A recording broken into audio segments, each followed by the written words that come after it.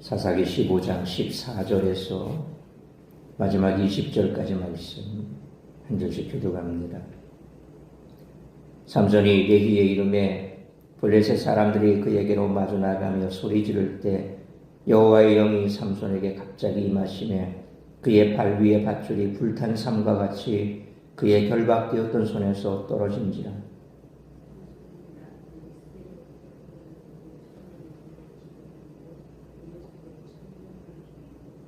이르되 나귀의 턱뼈로 한 더미 두 더미를 쌓았으며 나귀의 턱뼈로 내가 1000명을 죽였도다 하니라.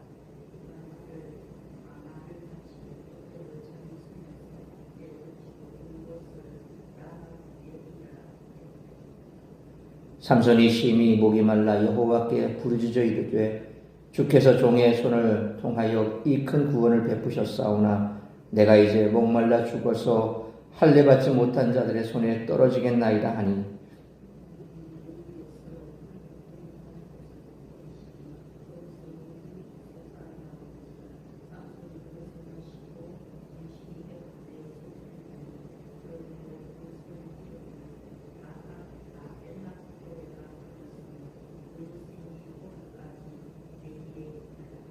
(20절) 같이 읽습니다.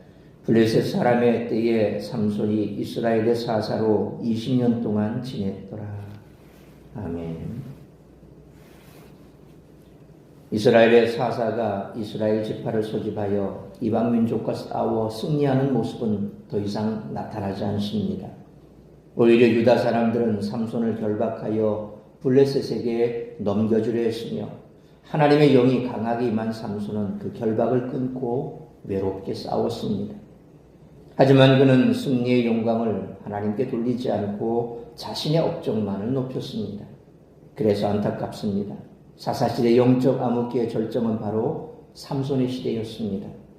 이스라엘 백성은 자신들을 압제하는 이방 민족을 몰아낼 의지가 없었으며 하나님이 세우신 사사도 자기중심적으로 행했을 뿐 하나님의 영광과 이스라엘의 운명에는 관심이 없었습니다.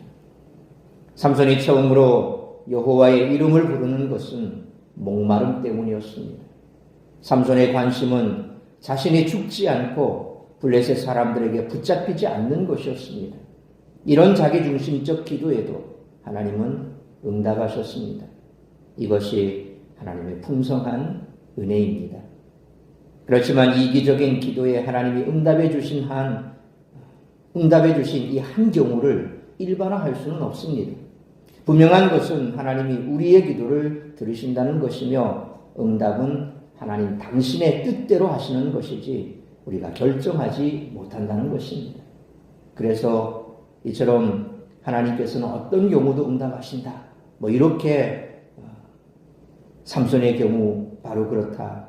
이렇게 일반화시켜버리면 내가 기도했는데 응답하지 않는다면 그것 때문에 우리는 아주 불쾌하게 생각하고 또 하늘을 향해서 원망하죠. 하나님이 살아있냐 없냐, 하나님이 나를 사랑하냐 사랑하지 않냐, 별의별 생각들을 다 하죠. 그런데 하나님은 그 또한 응답이라는 겁니다. 우리가 내 뜻대로 기도가 다 이루어지면 그걸 응답이라고 우리는 생각을 합니다. 그런데 하나님의 응답은 꼭 그것만은 아닙니다. 침묵도 하나님의 응답입니다. 침묵하시는 것은 다른 이유가 있겠지요. 또 나의 기도와 다른 결과가 나오는 것도 그것도 하나님의 응답입니다. 하나님께서 뜻하시는 것은 그렇게 내 뜻대로 응답하시는 것이 아니라 그 반대일 수도 있다는 거죠. 그래서 반대의 결과가 나올 수 있습니다. 혹은 침묵하실 때에는 기다리라는 겁니다. 지금이 아니라 때가 아니라는 거죠. 혹은 하나님께서 더 좋은 것을 또 예비하실 수도 있다는 거죠. 그러니까 무조건 하고 내가 기도했으니까 그 기도대로 될 거야 라고 생각하는 것은 아주 참 어리석은 생각입니다. 기도하고 응답은 하나님께 있다는 겁니다. 하나님이 어떻게 반응하시든 그것이 하나님의 응답이라면 우리는 순종해야죠. 그런데 항상 기도하면 응답하실 것이다 라는 그 전제 밑에는 내가 기도한 대로 될 거야 라고 하는 것을 밑에 깔아두고 우리는 기도할 때 그 기도와 다른 응답이 나오면 우리는 하나님을 원망하는 어리석음을 범한다는 거죠. 자신의 이름을 세상에 남기려는 것은 죄인의 본성입니다.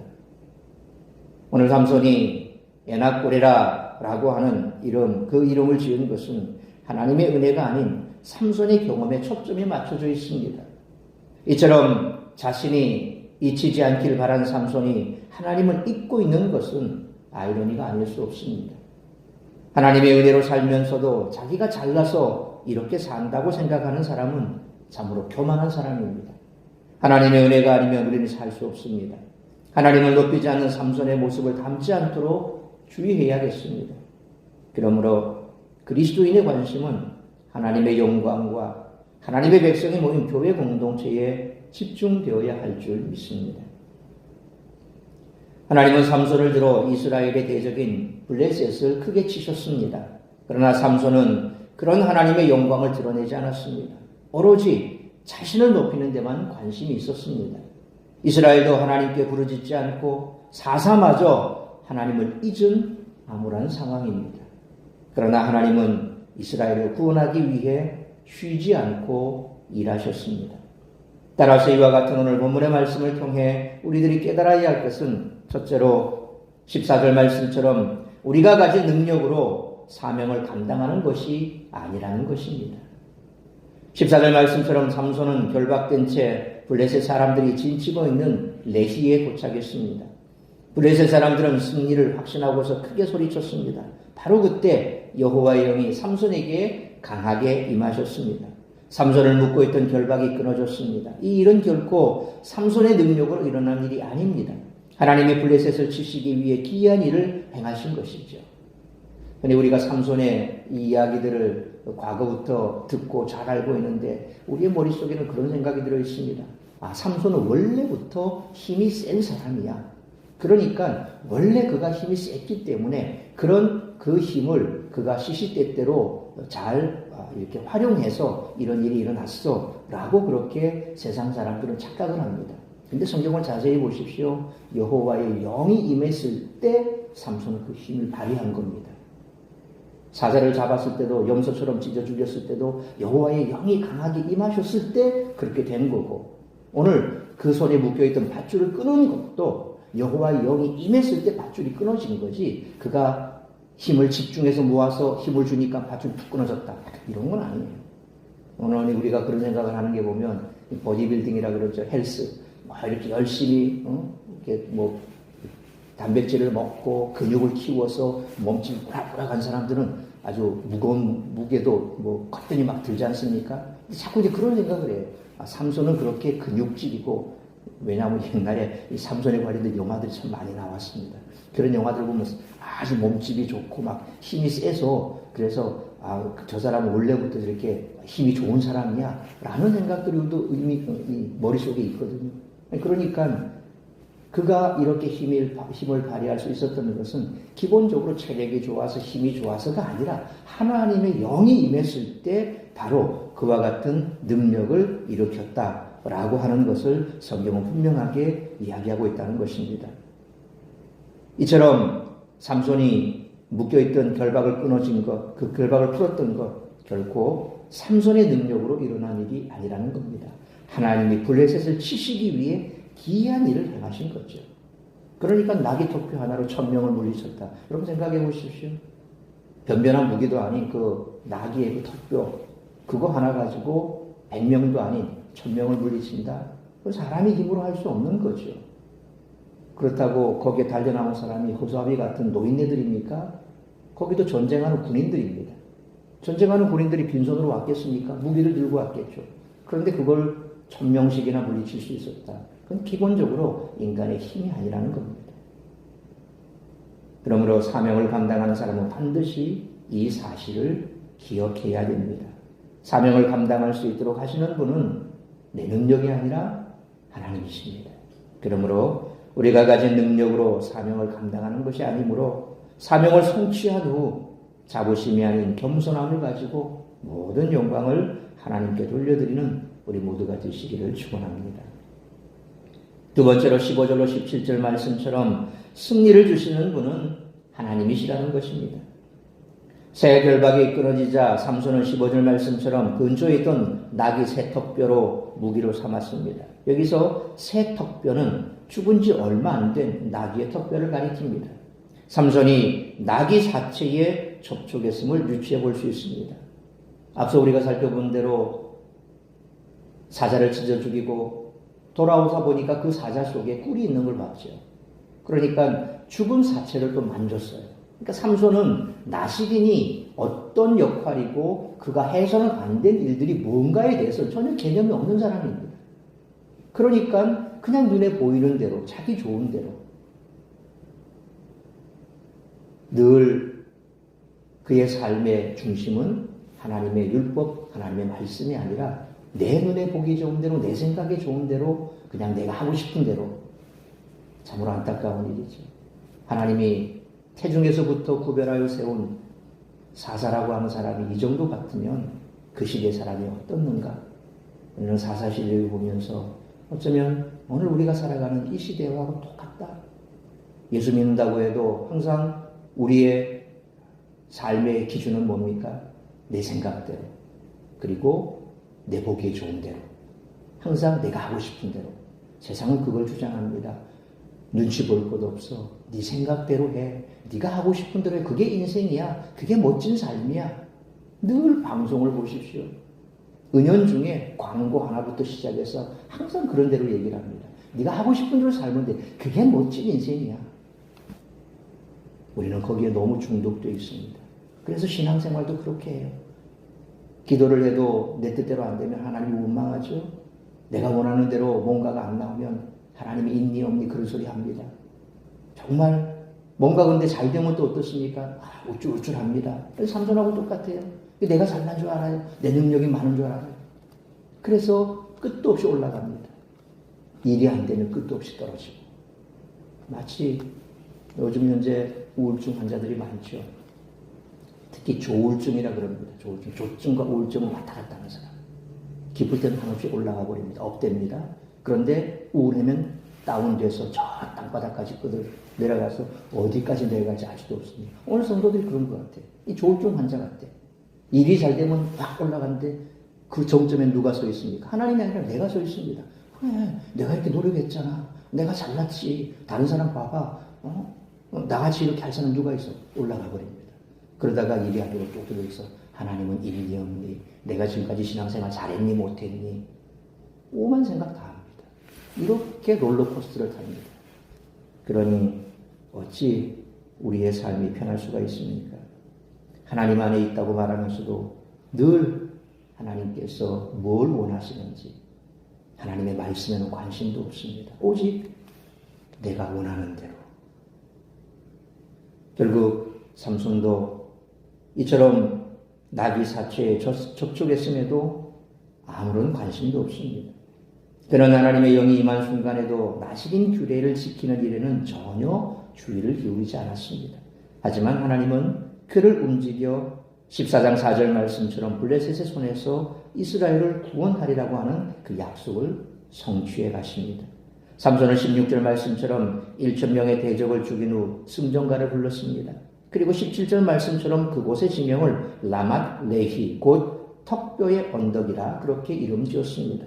그의 승전가에서 하나님을 향한 찬양은 전혀 찾아볼 수가 없습니다. 내가 1,000명을 죽였다. 그렇게 외쳤습니다. 신명기 32장 30절에 여호와께서 그들을 내주지 아니하셨더라면 어찌 하나가 1,000을 쫓으며 둘이 만을 도망하게 하였으리요 라는 이 모세의 고백과는 대조적이지요. 내가 타락한 세상에서 성도들이 가장 세상을 향해서 열려있는 그 말 한마디, 내가 그랬다.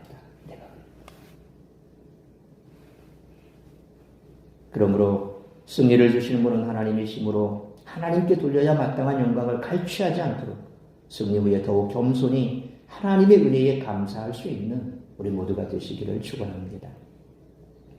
세 번째로 18절로 20절 말씀처럼 하나님은 구원의 약속을 이루기 위해 부족한 자라도 들어 쓰신다는 것입니다.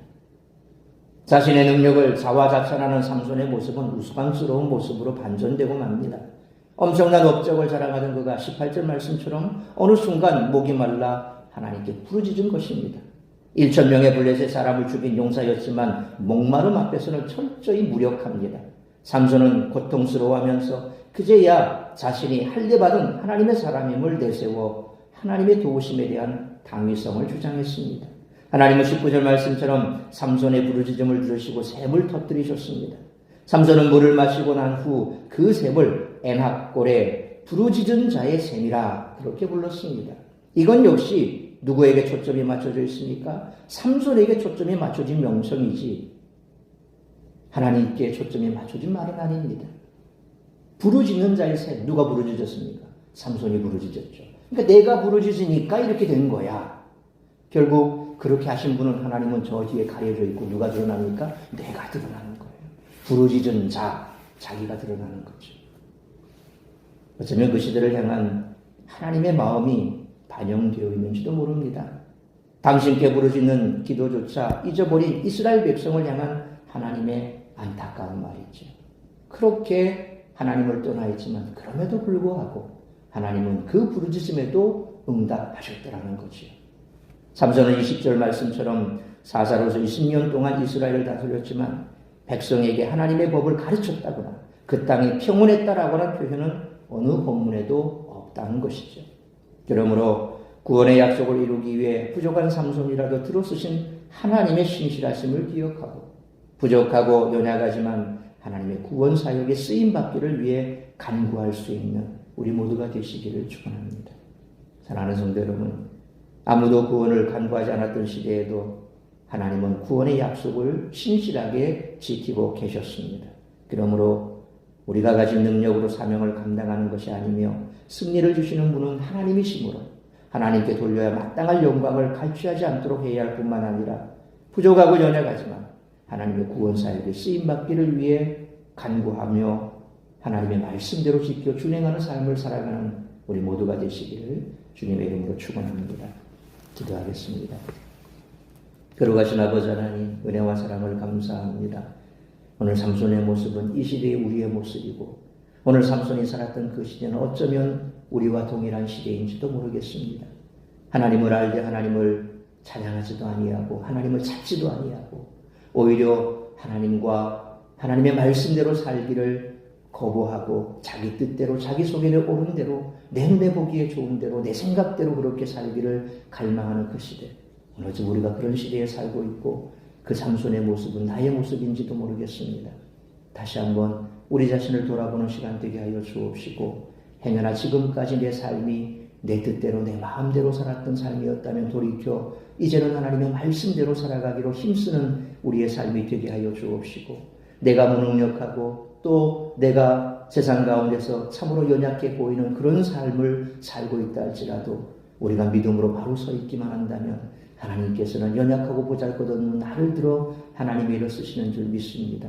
그러므로 나의 연약함을 탓하기 이전에 나의 무능력함을 질책하기 이전에 하나님의 말씀대로 살기를 힘쓰기로 갈망하고 또 하나님 앞에 그러한 나라도 들어 쓰달라고 기도한다면 분명 하나님은 하나님의 이름을 사용하실 줄 믿습니다. 하나님과의 관계를 바로 세우고 하나님의 말씀대로 살기를 힘쓰며 그렇게 하나님께서 연약한 나라도 들어 쓰신다면 분명 나를 통하여 하나님께서는 영광 받으실 줄로 믿습니다. 그러므로 다시 한번 우리의 삶이 주의 말씀 앞에 바로 세워지는 삶이 될 수 있고 뿐만 아니라 우리가 세상 가운데서 이처럼 내게 능력 주시는 분은 하나님이시지 내가 능력으로 내 일을 감당하는 것이 아니고 내 능력으로 주신 사명 감당하는 것이 아님을 항상 잊지 아니하고 하늘의 능력 부여받아 하나님께서 원하시는 뜻을 이루어드리는 삶을 살아가는 우리 모든 성도를 될 수 있도록 인도하여 주옵소서. 오늘도 거룩한 주의 복된 주일이오니 우리 모든 성도들 주께서 붙드시고 주 앞에 예배할 수 있게 하여 주옵시고 나올 수 없는 성도들이 있다면 저들이 주님의 날을 기억하고 주님께서 주신 예배의 자리에 설 수 있는 은혜를 허락하여 주시기를 간절히 빌고 소원하오며 이 모든 말씀 우리 주 예수 그리스도의 이름으로 기도하옵나이다. 아멘.